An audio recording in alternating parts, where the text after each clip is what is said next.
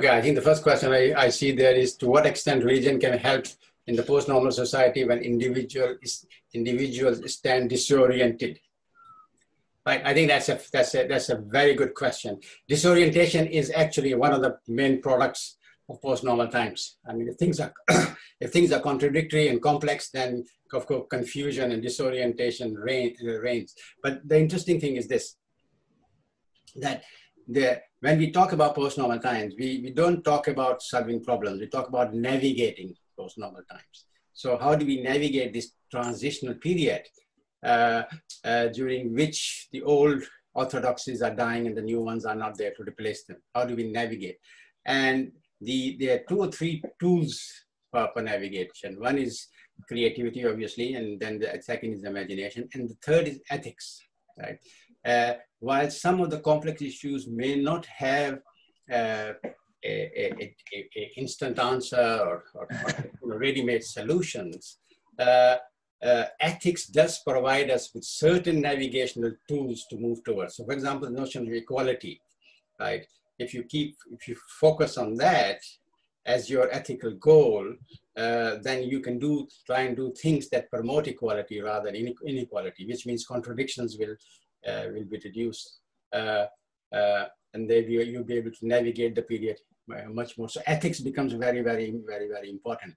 So religion is important in as far as it promotes ethics and makes ethics a living reality. But religion is not important simply as a dogma, right? Because or simply as a kind of blind belief. So, for example, there was a Tablighi Jamaat meeting in Pakistan, and then a television reporter asked the Amir of the meeting, and there was almost 1 million people there, that, are you not afraid of COVID-19? Actually, it's a very dangerous thing, right? He says, no. If you actually say this prayer after the azan, but before the iqamah, right, you will not be infected by COVID-19. Of course, they gathered there, and hundreds of them were infected, and many died. Even the Emir himself, I think, got COVID-19 and was seriously ill. So there's no place for dogma, because the point I want to make is that there is nothing special about Muslims. We are not above laws of nature or laws of human society, right? If there's a pandemic, it's going to affect us as much as it's going to affect everybody else, and everybody else has to kind of take the same precautions. So yes, there is a place for religion as an ethical worldview that promotes certain ethics and certain type of morality, but not simply as a dogmatic system where you simply have a list of do's and don'ts. I mean, there's no difference between, say, for example, the Tablighi Amir's answer that I've given you, then another answer. A woman last week was going to a Trump rally, and the Sky News reporter asked her, well, you're gathering here, but are you not afraid that you're going to COVID-19 with all these people coming? She says, no, I'm covered in the blood of Jesus, right? And nothing can affect me.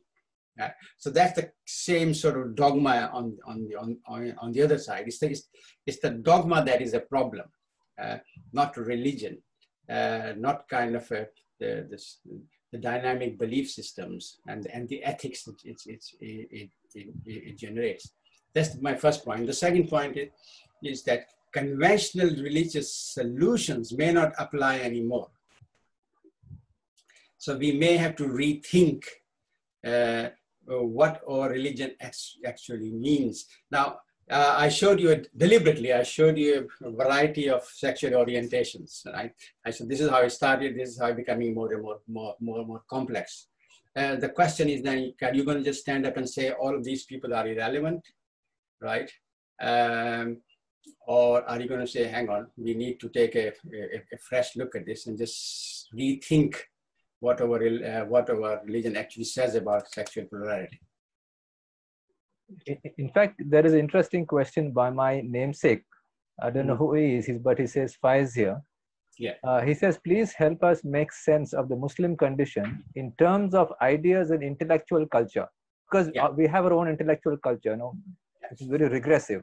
For example, we see a kind of high tradition approach in Muslim West. You know, even the Muslim West has become very traditional. They have become very religious. You know, the religiosity and pietism is increasing. How can we change? This is again, you see, one of the consequences. If you if I had more time, I would have gone through more of the post-normal times. One of the two things are in post-normal times, uncertainty is increasing. Right? Yes. So things are becoming more and more uncertainty. In fact, in over theory, there are 3 varieties of uncertainty, but I will not go into that. Also, ignorance is increasing, right? And again, there are 3 varieties of ignorances, and they're simultaneously increasing. And one of the things is that knowledge and ignorance are now so deeply bound that it is not easy to separate them. So if you look at all the kind of weaponized disciplines out there, these weaponized disciplines are producing knowledge, but actually they're producing knowledge based on what I will call ignorance of other people, right? Or the notion of domination, right? Or oppression or whatever in that sense. So that is deeply embedded in the kind of knowledge production in contemporary time. So the knowledge itself is not always part of the solution. Sometimes it could be part of the problem as well. All this means that we have to think even more strongly and even more creatively and even more sharply, right? And develop a kind of discourses which are relevant to our society, which are relevant to post-normal times. Absolutely. But the opportunity here is that maybe we can produce new paradigms ourselves, right? That's the challenge I'm kind of presenting in the sense that if the old orthodoxies are dying, which are basically, let's face it, they're Western orthodoxies, they're orthodoxies of Western civilization, they're paradigms of Western civilization. If they're actually dying, right, maybe we can produce viable paradigms ourselves that can replace them. Yeah. But of course, that's something that requires serious thought. It's not going to become something that we can do overnight either. And we need a vibrant intellectual tradition to actually do that. Yeah, and on the other hand, we have aggressive secularism. I mean, there's a question of who wants to know about that. Yes. Which wants to do away with religion completely. Yes. So they're on the other side. But then you see whatever you present as a truth with a capital T and then defend it as a dogma, then becomes a problem, right? Yeah. It's not just religion; it's any ideology, right? It's secularism. Even if you see science simply as an ideology, that everything the scientists do is absolute truth, which we know is not the case, then we have a problem, right? In a sense. So you need to. One of the ways of coping with post-normal times is to reduce as many contradictions as possible. Yeah, the fewer the contradictions, the less possibility that a system will become complex. Once a system becomes complex, it becomes very difficult to cope with. So you need to reduce the contradictions, right?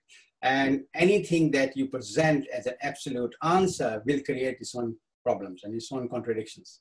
There'll be 20 people saying, this is not the answer, right? So the middle ground, what I was talking about, that the Muslim world is often described as the middle belt. It is also often described as the balance, the middle balance, right?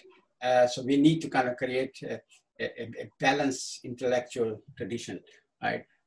Which is grounded in contemporary reality of post-normal times. True, but unfortunately, the other question also talks about religious shackles, because we know we have to move forward. Unfortunately, we have been discussing this also in our forum in our past meetings. The madrasa system, the curriculum that is there in the madrasas, which is actually holding us back to move forward. So, because no matter how educated we become, ultimately it is the pulpit which controls us. So the people who come out of the madrasas, they go to the pulpit and talk, and most Muslims are, we Muslims are already in a post-truth society. Yes. Where truth didn't matter. Yeah. What mattered was what what mattered was what the Maulvi tells you on the Jummah khutbah, in the Jummah khutbah, right? So how do we tackle this? Yeah. I mean, I don't think this is a particularly Indian problem. I mean, I think it's a not an Indian problem Muslim either, problem. Right? It's a universal Muslim problem in a sense, and that can only come when we actually challenge the kind of domination of the mullah and the tradition. You see, I mean, the part of the problem is that traditions do not remain traditions if they don't change. Traditions have to reinvent themselves, right? So we have to reinvent our traditions for post-normal times. Traditions normally, if they don't evolve, they become customs, and customs are often oppressive. Traditions, by definition, have to be dynamic, evolving, changing, adjusting to change in that sense. So I think it's a very mega question. It's also a question of education. If you have a vastly illiterate population, it's bound to listen to the mullah more than the bearded academic. Yes. Even in the COVID-19 crisis, we have been seeing that it is the ulama who decide if the mosque will be kept open or closed, not the doctors or the health experts. So how do we navigate this situation? How do we convince them? Quite ridiculous. But I mean, you see that one of the problem is that if situation continues like that, the Muslims are going to suffer seriously. Yes. Without any doubt. Absolutely. And that could actually lead to certain collapses in various societies. Shall we move on to another question? Yeah, perhaps. Somebody wants to come on the... somebody wants to come and speak first. Please go ahead. That'd be good, yeah. Assalamu alaikum. Yes. Ziauddin sir. Jazakallah khair. Thank you for the wonderful session. This is Abdul. Can you identify yourself? Yeah, Abdul Kareem from Bangalore. From? Bangalore. Bangalore, okay. Yeah. So we have always found excuses for our failures by naming there's a Jews conspiring against us and stuff like that. And how much do you think we should be worried about this and not introspecting and looking into what is wrong with us and how as a society we are failing, and the leadership itself failing us in a large scale across countries, across communities, at the local level to the international level? Yeah. The first thing to say is that we should get away from conspiracy theories.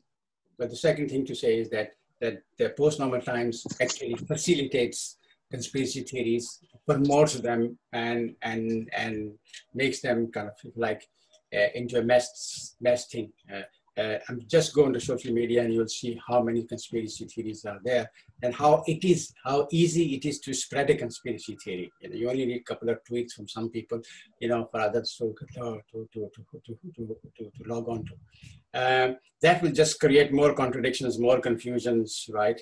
And make matters worse. So I think we need to be grounded in a certain amount of reality and evidence, right? If you're going to move forward.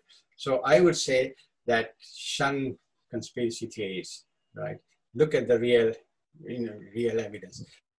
Somebody has asked in a chat question that if there are so many serious problems facing us, which one do we address first?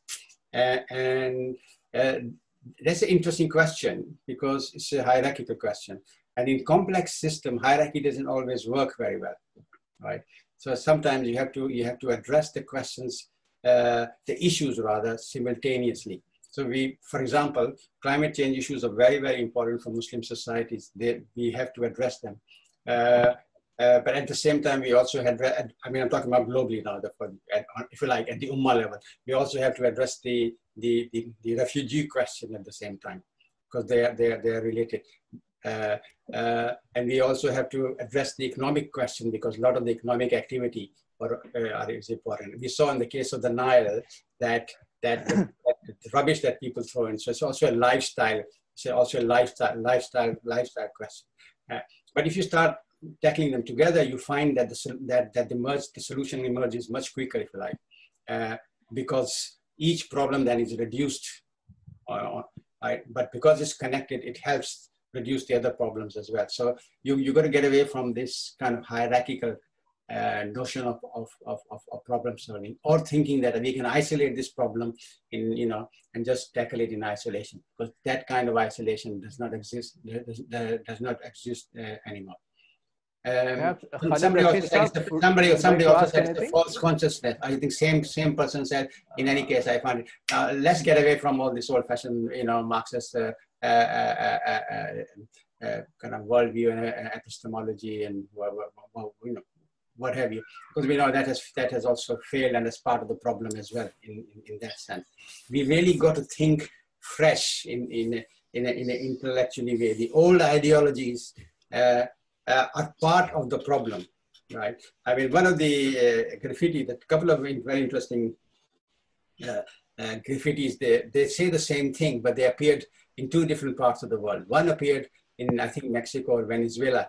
The other appeared in Hong Kong, which said there's no returning to the normal, because the normal was the problem in the first place, right? That's the point. And the normal included all the ideologies: capitalism, Marxism, right, secularism. All these ideologies have brought us to where we are at the moment. Assalamu alaikum. Khalid sir, would you like to say something? That was really nice to hear Professor Ziauddin Saab, who is really a great scholar, thinker, writer, and professor. And Khalid sir, can you identify yourself? Ziauddin Saab may not know your resignation. Thank you. I am the Imam of Lucknow, and belong to the family of Islamic scholars of Rangi Mahal, who have written, our forefathers have written around 500 books on Islam, and especially on the Islamic law. And it was nice to hear a personality like Mr. Ziauddin Saab. And whatever you have said is the ground reality.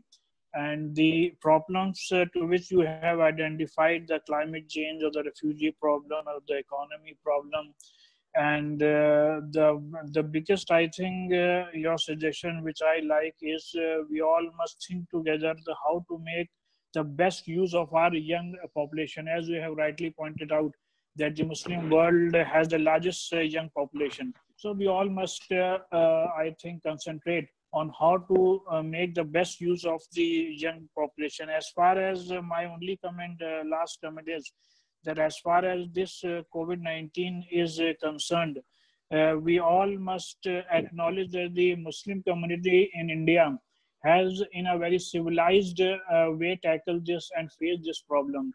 And as Mr. Sarfraz Saab has said that we have closed our mosque on the dictates of Islamic scholars, I want to correct him here, that we have closed our mosque on the advice of the doctors and the government.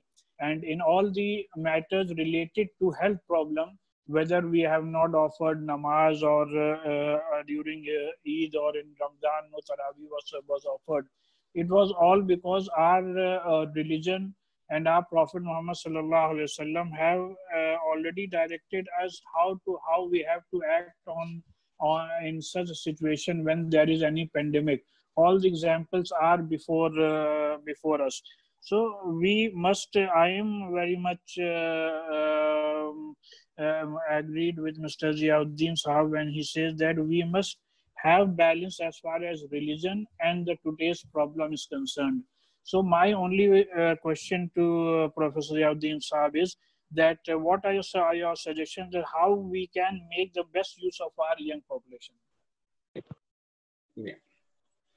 That's a $64 million question. I think we do need to, first of all, I think we need to communicate a future consciousness to a young population that they ought to be they ought to be aware that future is not something that is a priori given. It is something that can be colonized, and they need to keep the future open and plural.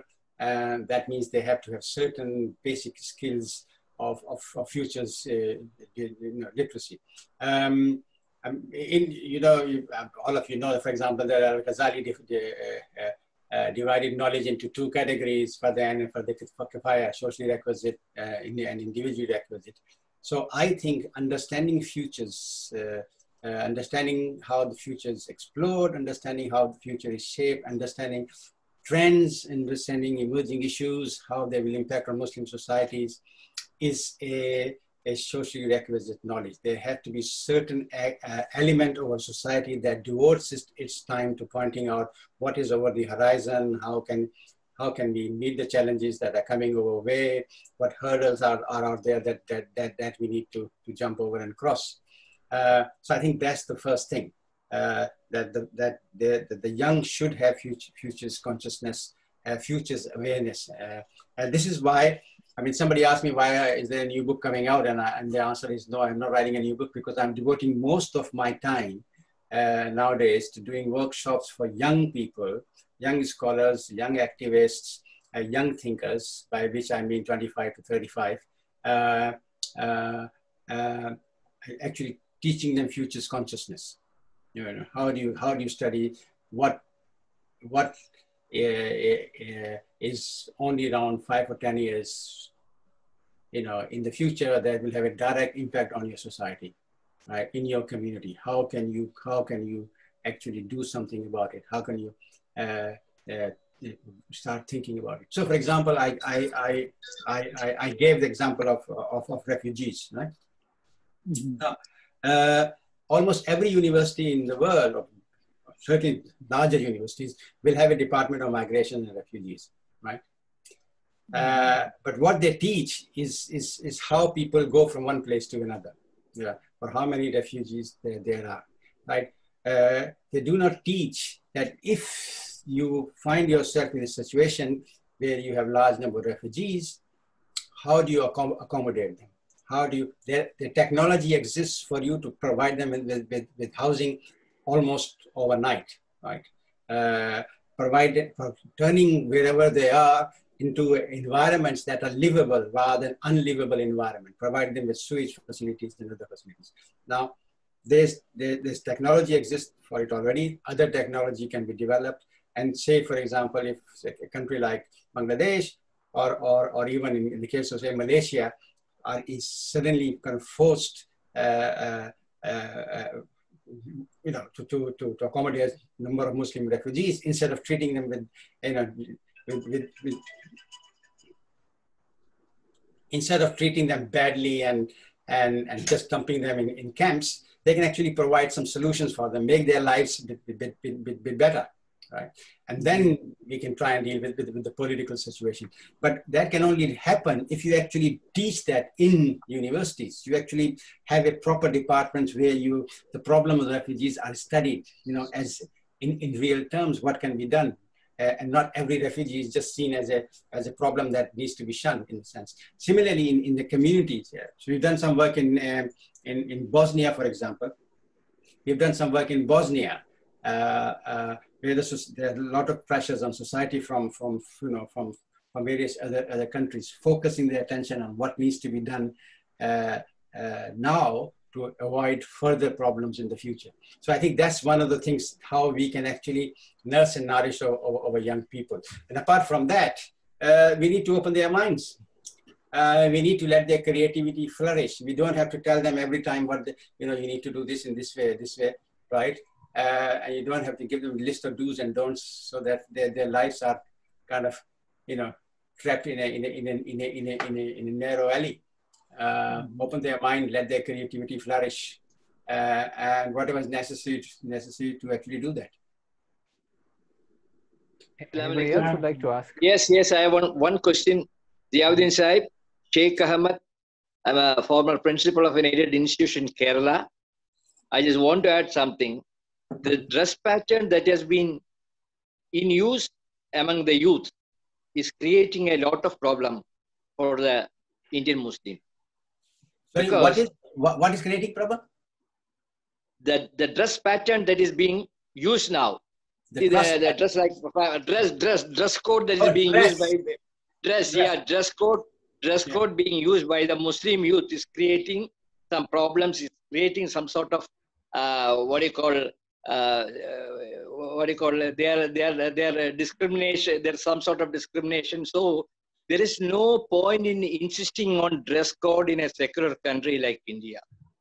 In early 80s, in early 70s, there was no dress code like this. But now, I've been in this field for long years. The change that has come has created a divide between the minority and majority communities. This has to be taken into account. Yeah. You see, this has to do with the question of uncertainty, as I was talking about. In uncertain times, you want to hang on to whatever gives you certainty, and that means those perspectives on religion that are black and white, that say you must do that, right, become more attractive to people, not just to young people. I think to everybody. I mean, who in that sense, who wants that. Who wants to kind of cope with uncertainty. So I think that's a product of that. People think that if they can only express their Islamicity or their Muslimness if they dress in a particular way, if they have a particular way. That also belies much of Muslim history, and most importantly, it belies the very notion of strategy. You look at the life of the Prophet Muhammad, how much strategy there is. Look at the futures thinking and strategy involved in the hijrah. It didn't happen overnight, right? It was planned to have a meticulous degree. It was, not just that the route was established and provisions were provided for the route. Alternative false routes were also created to misdirect the enemy. How the whole community cooperated and people started going to Medina much before the Prophet on Hijrah, etc. So it's a very sophisticated level of planning and based on strategy. And any Muslim community has to look at be aware of certain level of strategy and strategic thinking, right? Which is also part of futures thinking, right? And so if certain dogmas, rituals are creating a behavior, are creating differences and are increasing contradictions, then strategy demands that you do not engage in them. You step back and reduce differences and reduce contradictions, in a sense. So that's what I will say. In a sense, you need to do that because there's no notion of strategy. When we come to thinking of these things, there's no notion of strategy. Even if you, for example, the laws of halal and haram change under certain circumstances. If you're starving, you can eat swine, in a sense. So even most profound laws can change under circumstances. So in my opinion, context is very, very important, right? So I would not prescribe. I would not prescribe to the dress code, but I do understand that it's an attempt to grab onto certain level of certainty. But unfortunately, in post-normal times, uncertainty will increase, and one of the things we need to do is to learn to live with certain level of uncertainty. Absolutely. And any other questions, Prof? There is one question posted on the chat window. Why are we always searching for answers from the Prophet even after 1500 years? Why not use our own common sense as advised by the Prophet himself? In fact, Absolutely. This is what, Yeah, absolutely. You see, the thing is that not all the answers to our problems can be found in the Quran and the Sunnah. Because if they did, then there'd be no need for our own mind. There'd be no need for our own thought, in a sense. So we can find whatever we can find, but a great deal of that we have to exercise our own judgment, our own thought, to actually move forward. One of the theses that I presented in the Future of Muslim Civilization is that Islam has to be rethought for each epoch. That the version of Islam that exists in one particular epoch may not be suitable for totally a different time and place, right? And it may have to be rethought in a sense. And I think to that extent, for post-normal times, we may have to rethink what we mean by Islam, or certain aspects of Islam. I'll give you a couple of examples related to COVID-19. Clearly, if social distancing continues, it's going to be very difficult to go to the mosque, right? And those who insist that they must go to the mosque then are jeopardizing their own health, but also the health of other people who may turn up in the mosque. So we may have to rethink: in a situation like that, is a ritual like going to the mosque? And some of the mosques that I've seen around the Muslim world are, in fact, not very attractive places. Let's put it this way: is that something necessary? There may be a virtual Hajj. I mean, this year there is no Hajj, to be quite honest. Only people in Makkah themselves, in Makkah and Saudi Arabia can go for Hajj, but all the foreign pilgrims are not allowed for various reasons. Is a virtual Hajj something that we ought to be thinking about, given the sheer pressure on the city of Makkah itself, of the pilgrims, and all the travel that adds to the carbon emission and so on and so forth. In fact, there are already some people are already working on the idea of virtual Hajj. So I mean, even the rituals may need to change, right, given the circumstances, right? But that doesn't mean they become less important or that we don't value them. But it does mean that we have to adjust to change. I think Jamila has been raising her hand for some time. Yeah. Jamila, can you please go ahead? Yeah, I'm a professor of English from the University of Kerala. I just want to ask you a question about the climate change that you have talked about. And you talked about a Muslim belt in the equator. I was wondering whether there is any social Muslim group that is particularly addressing this crisis and are trying to find some solution for that. Or is it only at the level of the political or the, what you would say, the administrative groups that this issue is being addressed? Or since this particularly concerns us more, the Muslims, and particularly Muslim women, because we know they trudge long distances to get water. So how can, is there a group, is there a Muslim, say an NGO that is really looking into this issue? And one more question that I wanted to ask you was regarding the rites and rituals and the codes that you talked need to change in a post-normal society.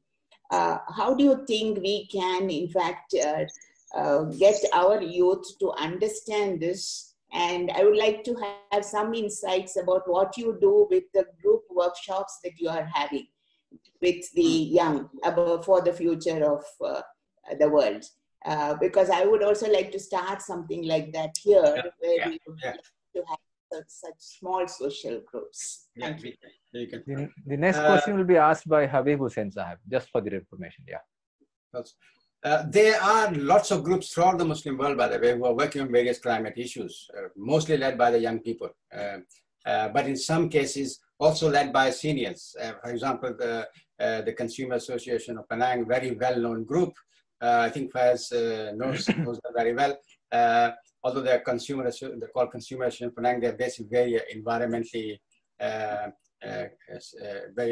motivated people who have given a lot of attention to climate change and all that. There are lots of groups, but the problem is they haven't reached a critical mass. You see, things only begin to change. Things only begin to change when they. Things only begin to change when they reach a critical mass, right? We need a lot more people to be aware of it. I mean, because these are life and death issues, right? What we're talking about, the impact of climate change in Muslim societies will cause death and destruction, full stop. So therefore, we need to think about it now, right? For example, the Maldives which has 100% Muslim population, will disappear within the 10-15 years. There'll be no Maldives because it will be the seawater rises will drown the whole country, right? There is a very famous photograph of the Maldives cabinet meeting, but the cabinets are meeting under the ocean, right? Again, you can find this photograph on the net somewhere. The meeting under the ocean to emphasize the fact that the islands are sinking, right? So we really do need to pay serious attention to these very urgent problems, and we do need to create awareness. And some of them also requires changes in lifestyle. I mean, we are talking about ritual. I mean, if you're going to the mosque and wasting waters and ablution, 5 times a day, and there's no drinking water, we need to think what are our priorities, right? In a very simple way. Now, if anybody who's gone to Istanbul could see water everywhere, and they think the city is, this is the unthought. It will never occur. But the predictions are this city like Istanbul can run out of water within 20 years itself, right? So what of Kerala and Karachi and Lahore and Tehran and Egypt and Cairo and what have you. So we really have to both think seriously and motivate young people to pay attention to these problems. Because it didn't happen in their life. Most of them will happen in their lifetime rather than over lifetime. Now, you asked about what we teach in workshop. We kind of, first of all, we take them through why future is important, maybe some Islamic perspective, what the Quran says about the future, what the Prophet's example, what we can learn from Prophet's example, some classical texts, like the life of Hayy or Ibn Khaldun's cyclic notion of change and things like that. And then we teach them how to analyze trends, spot emerging issues, build scenarios, how to turn scenarios into policies or activity, things that they can transform into real behavioral actionable things. We also teach visioning, how they can vision alternatives, right, outside the box, and how to work towards realization. That so we have a series of 3 workshops. One is called Islam and Futures Literacy. The other one is called From Literacy to Fluency, Creating Alternative Futures. And the third one is called Futures in Postnormal Times, Muslim Futures in Postnormal Times. So that's, but if you like, we can send you some material, because there's lots of material. The thing to do is to go down to our website, Postnormal, one word, postnormaltim.es. So it's Postnormal Times, one word, but Postnormal, normal.es. If you go down there, you'll find lots of material that you can download. Books. I've sent 3 books to FEST to give it to everybody, and as PDF files. So there should be a copy of Future, which was Introduction to Future Studies that I wrote for Hodden and Stoughton, and it's been republished in slightly different form in Malaysia. So the Malaysia edition, which is not copyright now, can be distributed as PDF. So I've given that, and a copy of Muslim Futures in Postnormal Times. That's available free for you, and the Postnormal Times reader. So all 3 are there. The books that you sent me, Zia bhai, I will forward it to the people who are interested, and certainly I can email them. Yeah, I'll do that. But you can also download all these 3 books and lots of other papers. You see, the Postnormal Times reader consists of the papers we published in referee journals over the years. And if you don't want the whole reader, you can download some of these papers from the Postnormal website. Sure. There are certain packages of slides there as well, slide decks that you can also download. And we'd be happy to provide you with any support that you may want. Yeah, actually, I've been reading some of your books, and I'm a great admirer of your philosophical thought. And that is why I thought I would like to find out what you are actually doing for the future of the youth. Yeah, so in fact, that's what I've been doing for the last 5-6 years. I mean, mostly devoting time to young people. I've given up all my journalism and broadcasting, and I don't do that anymore because it just takes your energy. And after the Makkah book, in fact, I haven't written anything, although there's lots of demands on me that, and there's few things that I want to write. So there's a bit of frustration because I feel happiest when I'm actually writing a book. And that book is not being written at the moment. It's the next book that I want to write. But at the same time, it's a joy of working with young people, trying to create futures consciousness amongst them as much as possible. So what we do is that we do 3 workshops and bring people together, and then we try and create a network of young people.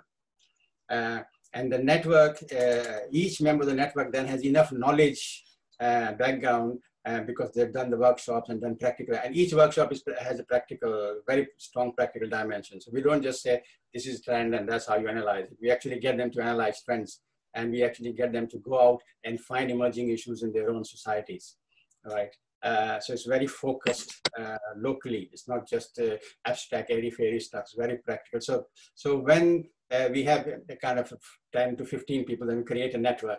And then the network's supposed to work on the problems of their societies themselves. So we got a network going, a very strong network in Malaysia. We got a network in Istanbul. We got a network in Bosnia. If we're trying to set up a network in London as well.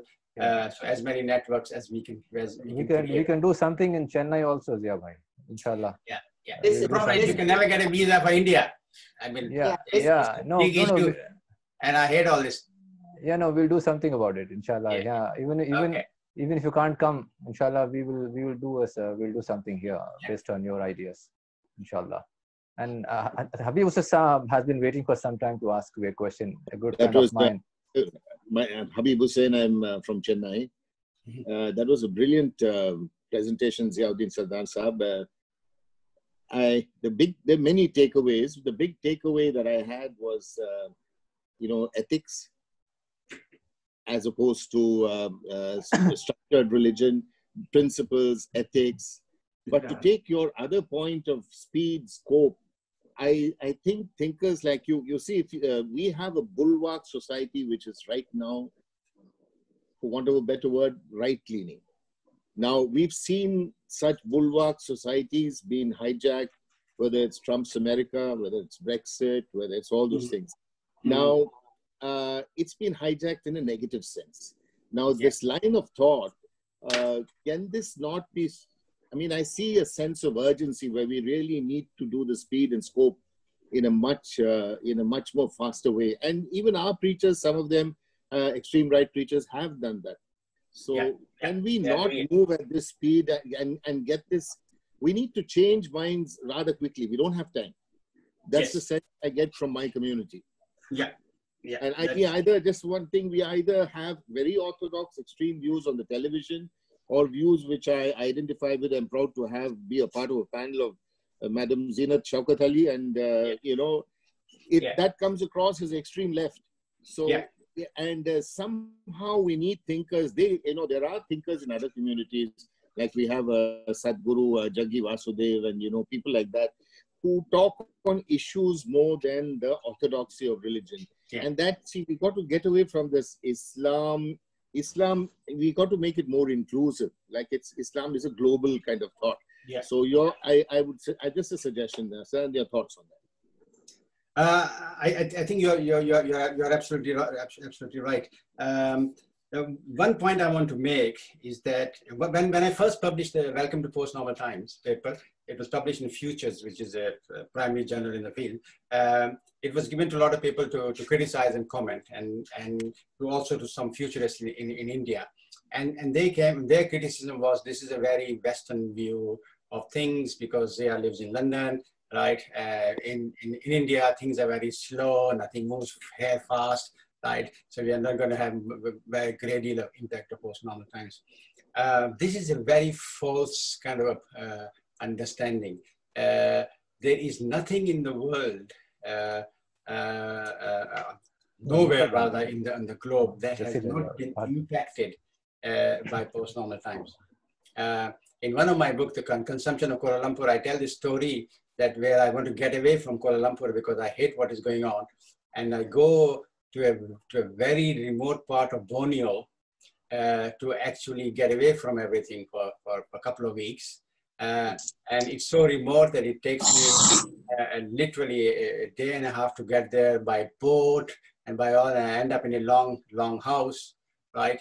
And within a day, I discover that in fact, well, within a day, they invite me to watch a film, and I didn't know they had electricity, let alone television. And then the film they wanted to be watch about is the one that I hate, that I've written a lot about, The Terminator, right? Which is of course equivalent to modernity for me. So that was almost 10, 15 years ago. There's no place in the world where you can get away from the impact of post-normal times. And in fact, within the last 10 years, since the first paper came out, then I wrote a second paper called Postnormal Times Revisited, where I answered some of the criticism. Within 10 years, India itself has been totally transformed, right? And some of the global problems like finance or pandemics, or impact of social media, they will have as much impact on India as anywhere else, whether you are using bulwark, to go to the village, or whether you're flying from Bombay to Delhi. That the impact, the scale, the local impact of post-normal times will be just as profound. So I think that point has to be actually, kept in mind. But you're absolutely right.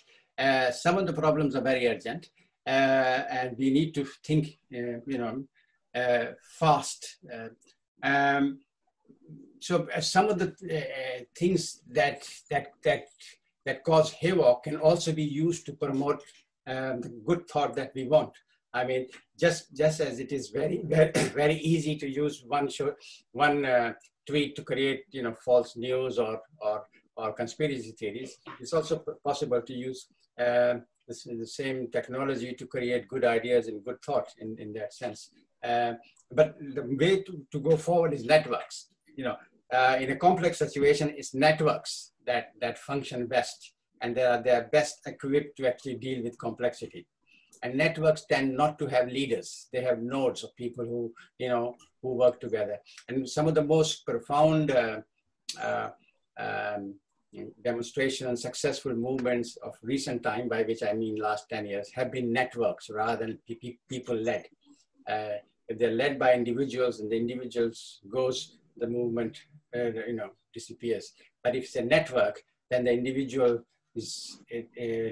leaders doesn't exist, and it doesn't really matter that much. So I will suggest that we try and create as many networks as possible amongst our young people, and get away from. I could not agree more. This orthodox dogmatic stuff is destroying us to a very large extent. Absolutely, no doubt about that. Okay. I would like to give an opportunity to some non-Muslims to ask some questions. Sure. My friend Raj is here. Raj, do you have anything to ask? Actually, no, but it's a fascinating talk. I think I completely agree with the network concept. I always tell people in my own work with respect to urban governance and urban redevelopment and so on, it's not one or two human or heroes. Raj, do introduce yourself and about your work that you're doing in Chennai here. Okay. My name is Raj Charupal. I'm the CEO of Chennai Smart City Limited, which is basically a self-government project to try and improve our cities. And I think all of us on this call knows that Indian cities, and I suspect we have the similar problem in Bangladesh and Pakistan. Maybe it's something to do with the way we got the nations were formed. Our cities are in terrible shape, and the more I travel around the world, even to so-called developing or countries where I expect pretty bad shape. I've been to Cambodia and various places, and every time I land there, I think, okay, this is going to be like India. And then you realize they are like a few light years ahead of us, at least in terms of basic stuff. Yeah. There's something very unbelievably chaotic and lack of capacity in our cities. So basically the Smart City project is an attempt to try and improve the quality of life of Indian cities. Chennai, we have been doing a bunch of things. So the issue becomes even when in a different context, even when there is money, even when all the theory is there, we are not able to execute anything. I mean, this is something Indian cities are struggling like crazy. Yeah. And government officials are perplexed. Why so-and-so city, you've been given 1,000 crores, which is not a small amount, but of course it's a drop in the bucket for a big city. But still, what is amazing is that we are not able to absorb that money. We are not able to digest, as if it's like somebody gave us food and we're not able to eat and digest it. So the basic structures of our institutions, etc., in pretty bad shape at a city level. So I always joke when people talk about big things. I say, look, we are a city where we are still debating after 70 odd years of independence. We are still debating how high the footpath should be, the sidewalk. One department says it should be 1 meter high. One department will say it's 3 inches high. And finally, there is no footpath and there's nobody who can walk on it. And it's symbolic of everything else, whether it's how to govern in any topic for that matter. So when you don't know how to do a simple footpath, how are you going to do more complex things? But I couldn't agree more with the talk that I think, and I'll stop with an observation. And I always say this when people say, we don't have great leaders, we don't have this, we don't have that. We blame ourselves a lot, actually, saying Indians are this, Indians are. So I always say that, when systems don't function, people start blaming themselves, saying that we're all uncultured or this or that. And the other thing I always point out is that, like what you're saying, it's going to take a network of networks of organizations, individuals to get anything done. It cannot be anymore a one-man show or a one hero lands up and saves everything. It has to be networks. And thank you so much for your talk. No, absolutely. I think I totally agree with you. One of the things is that the governing cities is becoming itself a very complex process. It's not just that the cities are complex structures, but governing cities itself is becoming very complex, right? And therefore, how do you govern cities itself is now a kind of has become a major question in a sense. But I totally agree with that we need networks more than anything else. In fact, we have another interesting person here, Ranganath, my friend. Ranganath, I'm sure you would like to say something. Yeah, can you hear me? Yourself. Yeah, we can hear you. Please introduce yourself, Ranganath. They'd love to know who you are. Yeah, I was still recently running a company called Grundfos, which is Danish in India, making water pumps, but focused very much on sustainable solutions for the world. And even today, I'm involved with them, basically looking at sustainability, not just sustainability across the world, also societies. And I must say, it was very interesting to listen to you. I was just sort of, although I had another meeting, I just sort of postponed that and kept listening to what is being said. I like the questions that have been asked. I've got into the habit of watching Malayalam films in this lockdown, although I don't understand Malayalam. I see, but because the story is taught, there are no songs and dance, there is no make-believe. It's built on a nice little story. And I saw a movie where a Sufi saint speaks to a Hindu girl when they're talking about differences in religion. He says, when you go to sleep, there is your religion. There is your God, there is your breath, there is your consciousness. Where did religion come into this? And that was a telling thought. Because when we are asleep, what do we know about all this? So we have been imposing this as something man-made on many things, although all religions talk of the same idealism. I think we've built in differences, and we are trying to build more differences, like what the person from Kerala spoke about, trying to identify ourselves with dresses, with marks, etc. Ultimately, if you take the blood sample, the DNA is the same, the color of the blood is the same, and live and let live should be the concept. I'm very, very pleased with what you've been talking. We have to start looking at how we survive in the world, because there is no single society. I mean, there can be a majority Muslim population or a Hindu or a Christian population, but we are there all together. And if the world dies, and a lot of people say the world will die, but most people don't realize the world will not die. We will die. Mother Earth will continue. This is one of the points. In fact, I was doing a similar webinar a couple of weeks ago, and somebody asked me. So I was criticizing Islam. So somebody said, "Do you think Islam will end?" I said, "No. It's not that Islam will end. Muslims will end. We will die. The world will not die." right? It's an end of time, not end of times, right? Yeah, yeah. If the world dies, if the Muslims or the population dies, the people die, it's end of time, not the times itself continue, right? Yes. The planet will continue in some other form. Yeah. So that's what we need to think about. It's about us in that sense, and us collectively, because diversity is the norm. There is no single monolithic society anywhere in the world. I know because of the uncertainty that causes lots of people want Puritan society. That's why I was arguing that, in fact, when fascism is coming back in Europe, in America, and even in Latin America, because people cannot cope with the complexity of diversity. Yeah, that's what we need to learn to cope. We need to learn to live with uncertainty to some certain level. We need to learn to appreciate diversity and multiculturalism.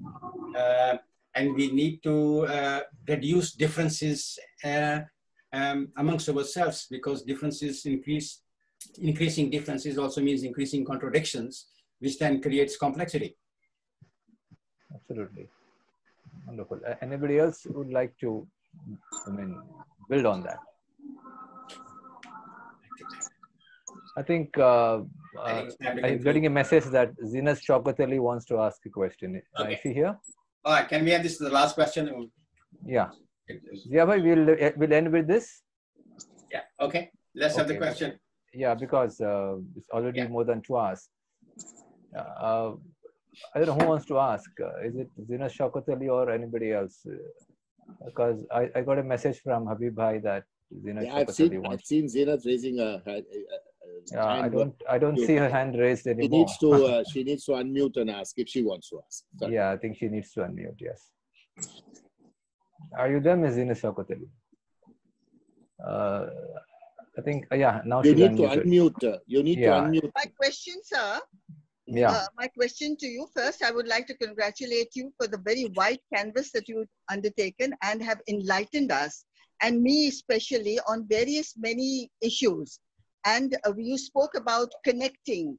This is what I have been planning to do for some time, that even the scholars and intelligentsia around the world have to connect to find solutions to problems that have already been addressed and spoken about.